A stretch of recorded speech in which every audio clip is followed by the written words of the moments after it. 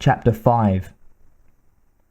Sergeant Crespi yawned, careful to hide it from Captain Wilcox and the rest of the crew. He hadn't slept much the night before, and the rolling transport seemed to have a lulling effect in spite of the rough ground.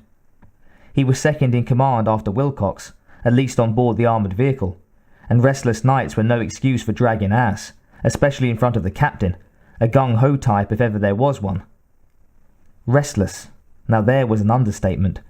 A conversation and a few drinks with Candy Trask had led to a longer discussion in her quarters, which had led to several very pleasant hours of no talking at all. He glanced around at some of the other non-coms, stifled another yawn. Corporal Trask caught his gaze and smiled before discreetly looking away, her dark red hair pulled loosely beneath her helmet. She didn't look tired at all. Amazing. And just the tiniest bit disappointed? God, I wasn't that bad, was I? Crespi wasn't much of a player, never had been. He hadn't spent his youth chasing after sexual gratification, which usually seemed to be more trouble than it was worth. But he liked to think that his prowess wasn't horribly lacking. Adequate, at the very least. It was just that his work always seemed to come first, always had. Trask, though, she was something. Bright, funny, attractive, and she was working towards a career in engineering, particularly biotech stuff. Maybe, when this little stint was over, he'd find out where she was going to station next. The transport lurched to a halt in the multi-levelled cave. Crespi blinked his eyes, sat up straighter. There were 11 others in the group, not including Wilcox and his 2 sweepers. The captain had apparently witnessed battle with this breed before, though none of the other grunts and non-coms had actually seen an alien drone, except in vids, himself included. They'd been brought together for the occasion, to get some experience in the field.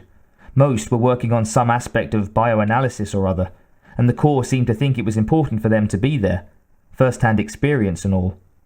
Rumour had it that there would be some fast promotions for those choosing to specialise in drone research, although the higher-ups hadn't seen fit to fill in the blanks. These creatures were supposed to be the newest up-and-coming threat to Mom and Apple Pie. Right. It was always something. Well, they can't be that deadly, sending us in. Crespi rolled his head against his chest, uncomfortable in the light armour. Precautionary equipment armed and ready, yada yada yada. Wilcox had spent a lot of time talking about how nasty these creatures were, but he seemed confident that they were just here to watch. Swell. Months of work wasted to come to some no-name planetoid and witness the slaughter of a few bugs. The captain stood and faced the crew. All right, people. Regulations say you're here as backup for the lead team and to provide retreat escort if necessary. He cleared his throat, smiled somewhat smugly. It looked strange on his thin, lined face. What you're really going to do is sit back, relax, and watch Rupp and Hollister liquefy every alien in this cavern. Wilcox motioned at his 2 sweepers, standing stiffly behind them. Now they looked like aliens, fully armoured in what looked like silver-plated freeze suits, their faces dim behind thick, tinted plexi. Each of them held 2 of the latest in military tech, particle plasma projectors. The heavy weapons rode on the outsides of their arms, fully sheathed and mean-looking, basically handheld rocket launchers. Only each one emitted a coherent beam of charged particles. Crespi had seen prototype tests stand in the way and become soup du jour. The back of the transport slid up and out, letting the humid, foul-smelling air of the cavern breeze across their faces. Christ, that stank. The air had the thick, warm feel of rot, like badly decaying matter. Cloying. The vehicle's outside lights cast a good 10 meters of glow, exposing bare, rocky walls that seemed too shiny, slick. Must be a leak from above ground. That would explain the humidity, but that smell, that was unprecedented. Wilcox addressed the 2 men in the heavy suits. Make it a clean sweep, men. I want this place sterilised. Aye, aye, sir, said one of them, the crackle of his voice over the comm sounding strangely muted, hollow. The 2 of them stepped out of the back and into the cavern's gloom. Crespi leaned forward to see better. The men moved carefully, their thick boots thudding heavily against the cave floor. Each movement sent echoes through the still darkness. the only other sound that of their amplified breathing. When they were maybe 5 or 6 meters away, one of them, Hollister, spoke quickly. "Over there." A sudden clatter of sound, claws on stone, and what sounded like a low, guttural hiss. There were 3 of them, huge, black. They crouch-jumped into the circle of light cast by the transport, long, slick heads and chittering jaws dripping. Twin beams of brilliant matter flooded the blackness, joined by the grinding thrum of the particle projectors. A third and fourth ray as Rupp fired. The creatures couldn't have known what hit them, as their dark limbs exploded backward in a hail of sizzling acid, their scaled bodies crumpling down. The rock behind them burned, the smoke pungent, chemical. "Mother of God," someone half whispered behind Crespi. "Offhand, I'd say this represents the end of the alien threat." "No shit, Sherlock."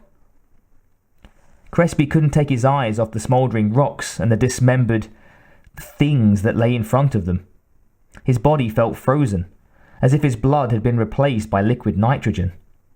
The soldiers behind him muttered and laughed in various states of awe, but Crespi felt something akin to terror. Monsters. They were scientists. What the fuck had they been sent into? Most of them hadn't ever been in combat, haven't even used their boot camp skills since before graduation years past. Marines, yes, but trained fighters? Not them, not any of them, not anymore. Without even thinking about it, he reached for his weapon, rested one cold hand against the butt. Dazed, he glanced away for a second, saw Captain Wilcox staring out at the dead drones, a strange smile affixed to thin lips. "Kinda takes all the sport out of it, don't it?" Wilcox said, his eyes lit up from within.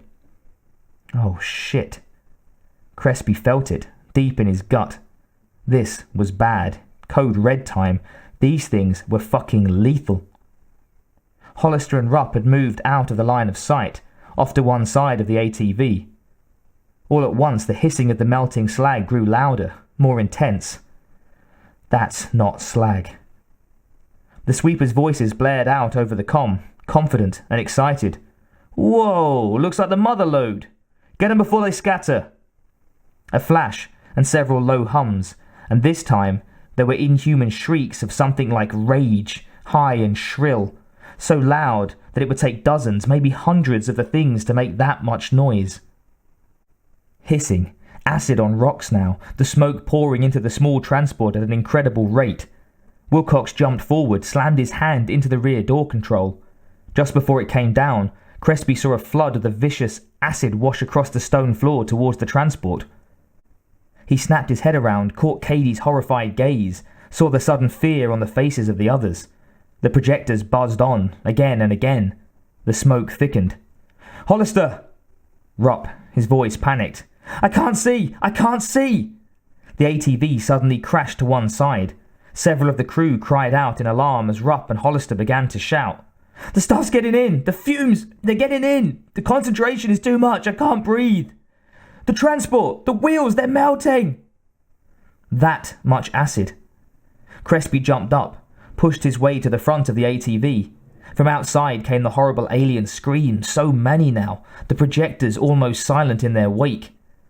Wilcox shouted, "Crespi, blow the bolts on the escape hatch." "Yes, sir." The hatch popped outward, and a new flood of smoke pushed into Crespi's face from above. He drew his weapon, a handheld automatic machine pistol, and crawled out into the swimming darkness. Behind him, Wilcox screamed, "Fight! Fight! Kill the Marines!" Crespi spun, searched for the two sweepers beneath the fog of burning rock. There, 3 o'clock, one down. And crouched over him was a nightmare vision, the blackness come to life. Easily 3.5 meters tall, an impossible-looking thing made from ebony metal and stainless steel. A long spine tail whip-cracked the air behind it, splashed through the ankle-deep pool of corrosive blood. Bodies of so many creatures all around, parts and pieces of shattered limbs and exploded skulls.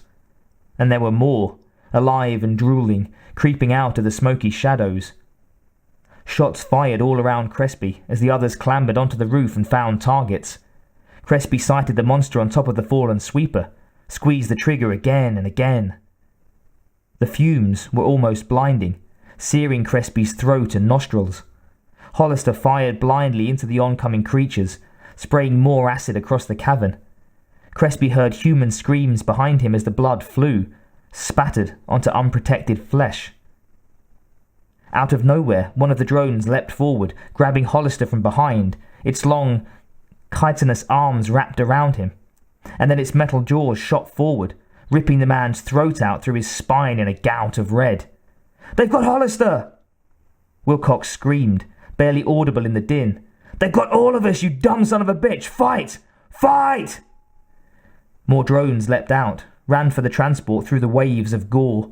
Their blood splashed up, more of it flying and spitting across human skin.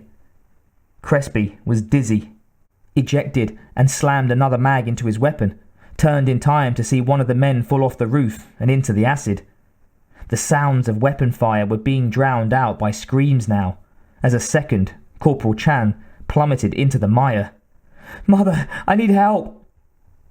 Crespi fired again, turned and saw Tom Olsen, his hands clenched around his bleeding gut. Olsen staggered past and collapsed, the tips of his bloody ribs beginning to sizzle and melt. Private Olsen, his friend, dead. The drones were falling, dying, but even through the dark smoke, Crespi could see more of them coming, climbing over black bodies to get at the transport. "Merciful Buddha, no! I'm dead! I'm dead!" Crespi spun. His bullets ripped into one of the things as it landed on the roof. He had time to see the man or woman whose face was melting, a pulpy, bubbling mass of red. He saw Corporal Ackley firing, suddenly falling, a long talon coming out of his gut, the monster clawing through his torso. 14 Marines, and now there were 4, maybe 5. The cries of the alien drones were louder than the gunfire now. Crespi screamed to no one as he jammed another magazine into his pistol. "Hopeless! This is hopeless! Keep firing!" Wilcox, somewhere behind him, though Crespi could no longer see where. Tears ran from his scalded eyes, almost impossible to see anything. "Tony!" At the sound of his name he stopped, spun, and saw Katie Trask, crouched down, looking up at him almost calmly. Her red hair was down now, the helmet gone, her face pale and ethereal in the smoky gloom.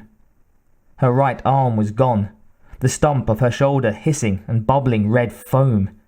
Blood trickled down from her mouth where she had bitten through her lower lip in shock and pain. She stared at him for a scant second that seemed like an eternity, and then was jerked away by a long, spiny arm, pulled down into the mass of acid and limbs. "No!" Crespi blasted the creature as it disappeared into the haze, hoping to God that his bullets got to her before its teeth did. There was a sudden, wrenching crack that assaulted all of his senses. The ATV lurched, slanted downward, sent another grunt to his acid death. "What's happening?" Crespi shouted. Wilcox sent a hail of fire into a leaping drone. "The ledge is going! It's—" The rest was lost in another deafening crunch. Crespi's thoughts raced, bleary and sick. Multi-level caves. "Grab something! Ride it down! Stay on top!"